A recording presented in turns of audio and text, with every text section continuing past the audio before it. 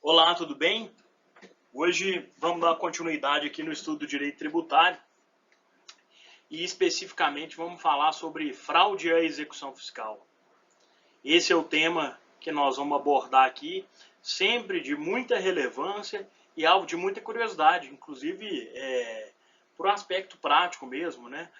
Eu sou devedor de crédito tributário e até onde que, se eu alienar meu patrimônio, pode configurar a fraude? Esse é o grande questionamento que exige para compreender o que é o Instituto da Fraude e Execução Fiscal. O pontapé inicial aí é a leitura do artigo 185, que fala que presume-se fraudulenta, foi aqui uma alteração da Lei Complementar 118 de 2005, falando de presume-se fraudulenta alienação ou oneração de bens ou rendas ou seio comércio por sujeito passivo em débito com a fazenda pública, por crédito tributário regularmente escrito em dívida ativa. Então, vários são os aspectos que chamam a atenção. A configuração de fraude é a partir da inscrição do crédito tributário em dívida ativa. Ou seja, se o contribuinte, a partir da inscrição de crédito tributário em dívida ativa, promover a alienação de bens ou receitas, deflagra a identificação de fraude. Então, ele é devedor de crédito tributário, esse crédito tributário é inscrito em dívida ativa, e aí, se porventura, a partir da inscrição em dívida ativa, ele fizer alienação de patrimônio, com, por exemplo, o intuito de fugir de escapar de uma execução fiscal, aquilo configura fraude. Então, o que vale a pena ressaltar aí é que esse momento de configuração de fraude é antes mesmo do ajuizamento da execução fiscal. É a partir da inscrição em dívida ativa. Sobre a inscrição em dívida ativa, vale a pena esclarecer que está lá no artigo 201 do CTN também, que fala que constitui dívida ativa tributária proveniente de crédito dessa natureza, regularmente inscrita na repartição administrativa competente, depois de esgotado o prazo fixado para pagamento pela lei ou por decisão final proferida em processo regular. Então, basicamente, aqui se tem o lançamento do crédito tributário, seja por declaração do contribuinte, seja constituído de ofício pelo fisco, e que, quando esgotado aquele prazo final para pagamento, então, por exemplo, terminou um processo administrativo tributário, o contribuinte foi intimado para pagar sob pena de inscrição em dívida ativa. Ele não paga, então vai ter inscrição em dívida ativa, ou se o contribuinte fez um lançamento por homologação, constituiu o crédito tributário, saiu-lhe com uma data de vencimento do crédito tributário, não pagou. Ali, esgotado o prazo de vencimento, você tem um início, né, um tempo que pode culminar com a inscrição em dívida ativa, que é um ato de preparação da execução fiscal. Então, a inscrição em dívida ativa é uma preparação, né, uma formalização na repartição credora para o ajuizamento da execução fiscal. A partir dali, por exemplo, a Receita Federal repassa para a Procuradoria, que é o órgão, é a repartição para a cobrança do crédito tributário. A Procuradoria da Fazenda Nacional faz a inscrição em dívida ativa. Evidentemente, hoje você tem a inscrição disso em meios eletrônicos, que se emite uma certidão de dívida ativa que posteriormente vai ser objeto de cobrança na execução fiscal. Basicamente é esse o caminho que se dá até o ajuizamento da execução fiscal. E aí, com a presunção de fraude, não se discute o terceiro de boa-fé. Então imaginemos que A é detentor de imóvel que é devedor de crédito tributário. Se ele pega e vende para B, e esse A anteriormente tem crédito tributário inscrito em dívida ativa, aquele B que adquire o imóvel de A, mesmo que seja um terceiro de boa-fé, mesmo que não saiba que A é devedor de crédito tributário, aquilo para o direito tributário é irrelevante.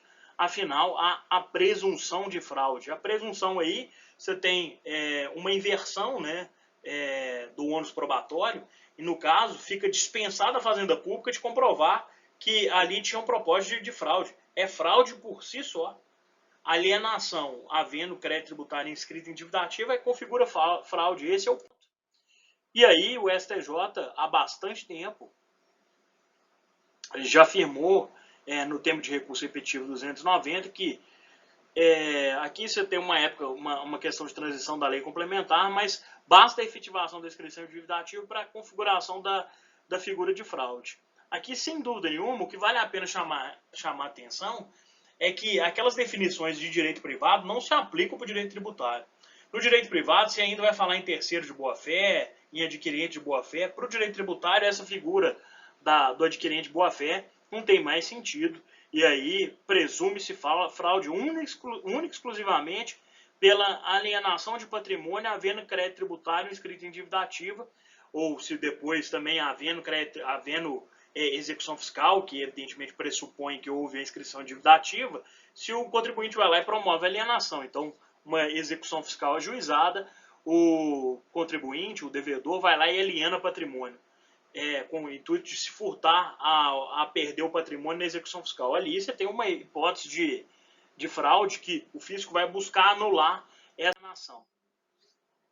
Eu trouxe um julgado recente aqui do Tribunal de Justiça de Minas Gerais que trata bem sobre essa situação, sobre a fraude. Aqui a ementa, depois você pode fazer a leitura aí toda, mas basicamente que constatado que a alienação do veículo foi pactuada com terceiro estranha à execução fiscal após a inscrição em dívida ativa, impõe-se o reconhecimento da validade da restrição de transferência. Então vejam só que aqui, única e exclusivamente com inscrição em dívida ativa, a alienação de um veículo a terceiro já foi objeto de configuração de fraude, e no caso, a Fazenda, né, pediu o cancelamento dessa alienação exatamente porque ela foi uma alienação configurada como fraudulenta. Basicamente foi isso.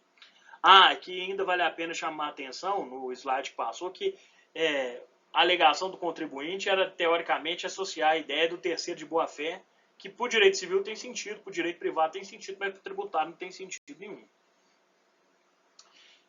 Por fim, vale chamar a atenção que o próprio artigo 185, ele põe uma ressalva que o disposto nesse artigo não se aplica se na hipótese de terem sido reservados pelo devedor bens ou rendas suficientes para o total pagamento da dívida. Então, evidentemente, se o contribuinte quer evitar uma configuração de uma hipótese de fraude, ele deve reservar bens suficientes para pagar o crédito tributário.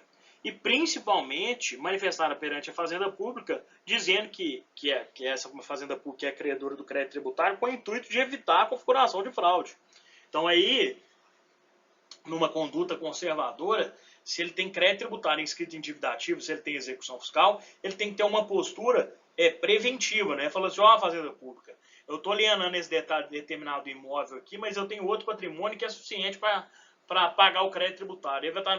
Evidentemente, porque a Fazenda Pública, preocupada em promover a arrecadação tributária, pode achar ali que está tendo alguma situação de dilapidação de patrimônio e pedir o cancelamento daquela alienação sob alegação de fraude. Então, no caso, o contribuinte é resguardado pela lei, que havendo patrimônio para pagar o crédito tributário, nem toda alienação vai configurar fraude, mas evidentemente ele tem que ter uma postura aí preventiva, né? Uma postura cuidadosa para não dar margem à interpretação do fisco, que é uma hipótese de fraude. Tá, ok? Esse é o tópico que nós tínhamos para falar aí sobre fraude e execução. Agradeço aí mais uma vez. Vamos dando prosseguimento aí no estudo do direito tributário. Convido vocês para fazer inscrição no canal no YouTube, para acompanhar no Instagram, que eu também divulgo notícias lá, enfim. Agradeço muito aí pela atenção. Um grande abraço. Só fazendo um último adendo aqui à exposição, já fiz até a despedida, mas volto aqui. Eu acrescentei mais um julgado do Tribunal de Justiça aqui, que também confirma um posicionamento de outubro do ano passado e confirma sobre essa configuração de fraude. No caso, houve um contrato de compra e venda posterior à inscrição de dívida ativa, que também configurou fraude. Então, aí mais um exemplo, para vocês acompanharem o estudo. Eu acho que é interessante aí para exemplificar tudo que nós estamos falando, tá ok? Um abração mais uma vez, muito obrigado.